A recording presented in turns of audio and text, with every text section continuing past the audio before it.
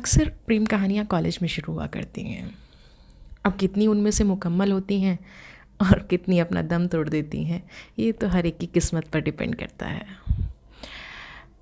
आज की हमारी कहानी का शीर्षक है मेरे भैया की प्रेम कहानी। कहानी को शुरू करने से पहले मैं आप सब लोगों से रिक्वेस्ट करना चाहूँगी, आप अपने इस चैनल को सब्सक्राइब करें, ज़्यादा से ज़्यादा शेयर करें। लंबे लंबे बाल, गोरा चेहरा, शरीर एकदम फिट और हाजिर जवाबी में तो मेरे भाई का कोई जवाब ही नहीं। हर किसी से अपनी बातों से मोहित करने की कला तो इनमें कूट कूट कर भरी थी। इंटरमीडिएट की परीक्षा बहुत अच्छे अंकों से पास करने के बाद चाचा जी ने अजय भैया को आगे पढ़ने के लिए दिल्ली भेज दिया। पढ़ने में तेज तो थे ही, बात व्यवहार में काफ़ी विनम्र थे। एक बार जो भी इनसे बात कर लेता इनकी तारीफ़ करता ही नहीं थकता था। भैया भी काफ़ी खुश थे। दिल्ली के सबसे बेहतरीन कॉलेज में पढ़ने का जो मौका मिला था। कॉलेज के पहले दिन इतने बढ़िया तरीके से तैयार हुए थे, लगा जैसे अपने लिए कोई लड़की पसंद करने जा रहे हैं। दीदी ने पीछे से कटाक्ष भी किया, देखना भैया कोई लड़की आपकी इस कातिलाना अंदाज पर मोहित होकर आपकी दीवानी न बन जाए। भैया ने दीदी की बातों को अनसुना करके कोई जवाब न देते हुए कॉलेज के लिए निकल गए। शाम को कॉलेज से वापस लौटने पर उनका चेहरा देखने लायक था। चेहरे पर ऐसी खुशी जैसे कि कोई जैकपॉट हाथ लग गया हो। भैया ने पूरे दिन कॉलेज में क्या क्या हुआ यह सब कुछ बताया। कुछ महीने बाद एक दिन भैया जब कॉलेज से वापस आए तो भैया की मुस्कुराहट थी कि रुक ही नहीं रही थी। वजह जानने की हमारी सारी कोशिशें नाकाफ़ी निकलीं। हम दोनों एक खुफिया एजेंट की तरह उनसे घुमा फिरा कर सवाल करते रहे, पर भैया भी शातिर दिमाग से वो हम दोनों के सवालों से बचकर निकलते रहे। काफ़ी खोजबीन के बाद पता चला कि भैया के कॉलेज में एक नई लड़की आई है और भैया उसको अपना दिल दे बैठे हैं।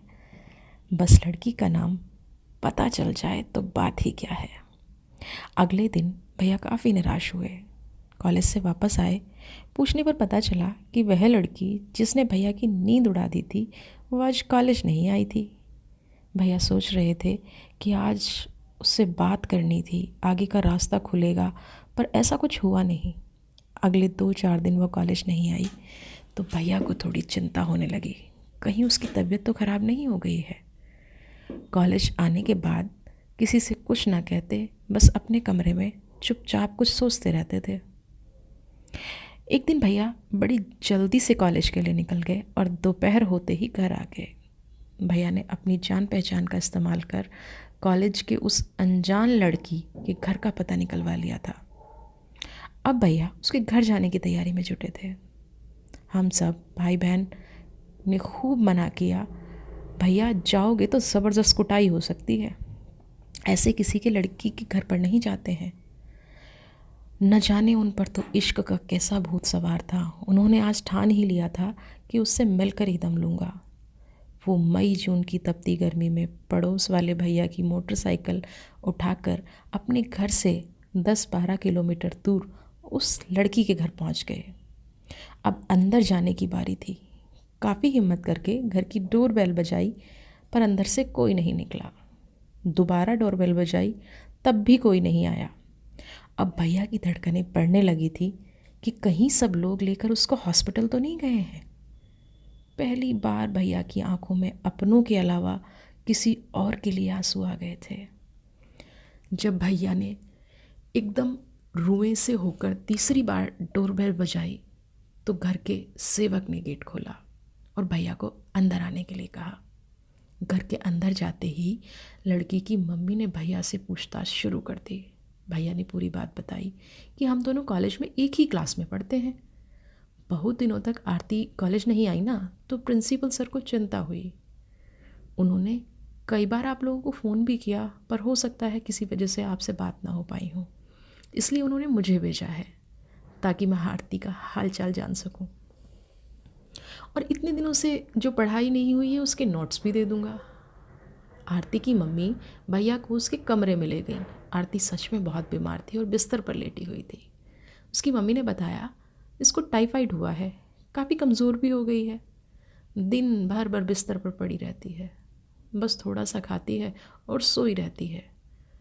भैया आरती की हालत देखकर अंदर ही अंदर रो पड़े थे। आंसुओं को उन्होंने बड़ी आसानी से छिपा लिया। भैया बहुत ही भारी मन से आरती के कमरे से बाहर निकले। कमरे से बाहर आते ही भैया की भेंट आरती के पिताजी धीरेन्द्र प्रताप सिंह से हुई। एकदम आर्मी का रौबदार वाला अंदाज, ओजस्वी आवाज़, कमाल की पर्सनैलिटी।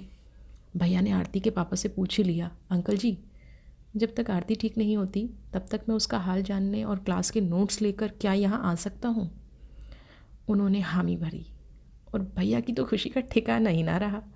खुशी खुशी वो आरती के घर से वापस आए। उसके बाद आरती के घर भैया का आना जाना लगा ही रहता था। भैया की हिम्मत की तारीफ हम सब ने की और यह सब जान के भी दंग रह गए कि भैया सच में उस लड़की से असली वाला प्यार करते हैं। अगले दिन भैया सुबह कॉलेज जाते और दोपहर को आरती के घर। भैया तो अपना दिल आरती के हाथों हार ही चुके थे। कुछ दिनों बाद आरती ठीक होकर अब गार्डन में बाहर भैया से घूमने फिरने लगी थी। जैसे जैसे आरती ठीक हो रही थी वैसे वैसे भैया उनके लिए प्यार का परवान चढ़ते जा रहे थे। सब कुछ ठीक हो गया था।